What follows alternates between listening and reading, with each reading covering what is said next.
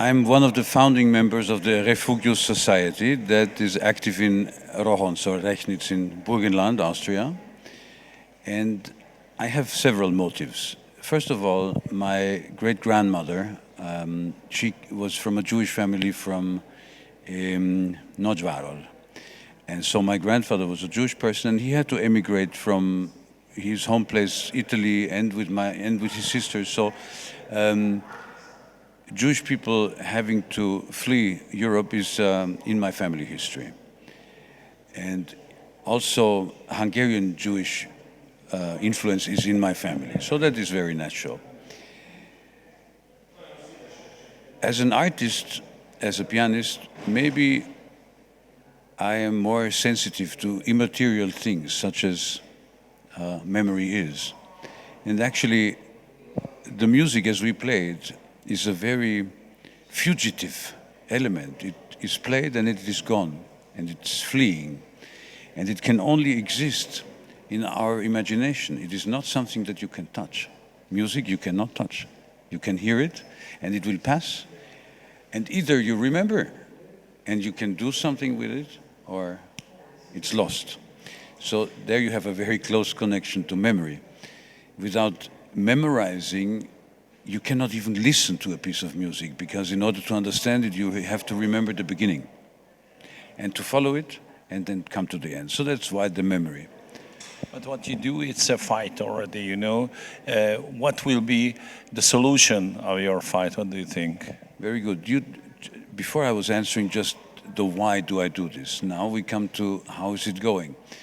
The good news is that ever since we started this, almost 30 years ago, the conscience in that region of Austria, but even nationwide, has seen a very big change.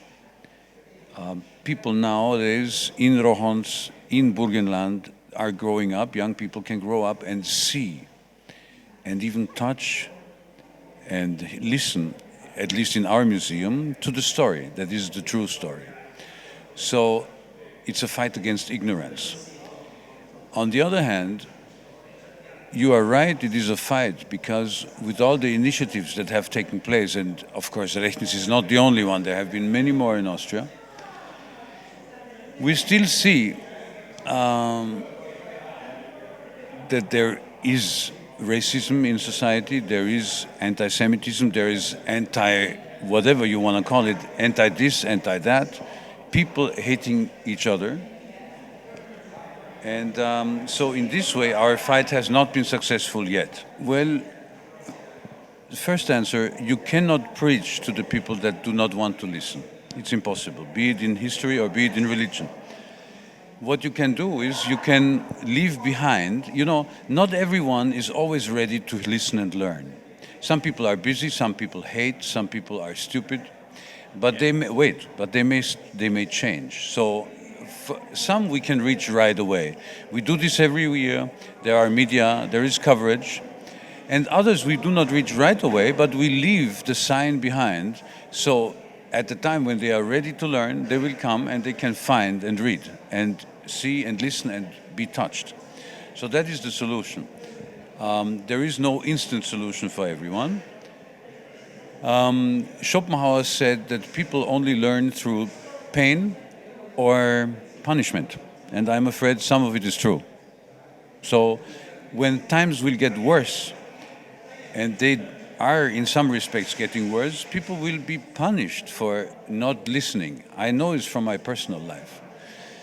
I am not able to provide a solution for the whole situation. I am able to provide an example, and for everyone who listens and watches this, I can only say, go ahead, set an example, don't give up. If you need to tell it to the same person 5 times inside 2 years, don't give up, tell it the 6th time, and maybe 6th time he will listen. That's number one. And the other thing that I would like to say, this being a Jewish environment, I want to make a quotation from Pirkei Avot, which is the Proverbs of the Fathers. And it says, you may not see the completion of the work, but you are not free to stand outside the work. Maybe my work will see transformations. And coming back to what I said before, I am a musician, and I have I've played many concerts, and I still do, and I will continue this. This is my main occupation.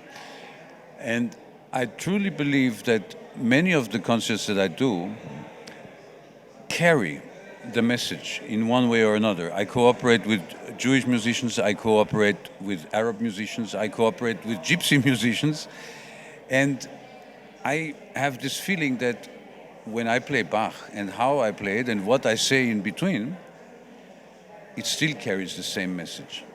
So even if I may not be active politically or in an NGO, by doing what I do the way I do it, I try to do the same thing, which is actually a very Hasidic idea. Because Hasidism, for instance, does not assume that everyone has to be a learned Talmud scholar. But it says that even if you are a carpenter or any kind of profession, you can still carry what in Jewish is called the kavanah, or in religion is called the intention. That is all I have to say. I will start with the good news. The devil of anti-Semitism does not live in China and Japan. So I'd like to think this way because, you know, anti-Semitism is not something that is planted in the hearts of people from birth. The Chinese don't even know it, okay? So let's think that anti-Semitism is a very real factor, but it is to some extent also a chiffre.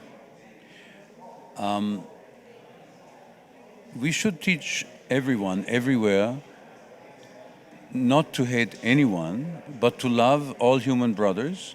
And that is the answer to anti-Semitism in the last consequence. If we focus on anti-Semitism only, it is an important problem, but we miss the scope of the problem. That is what I truly believe.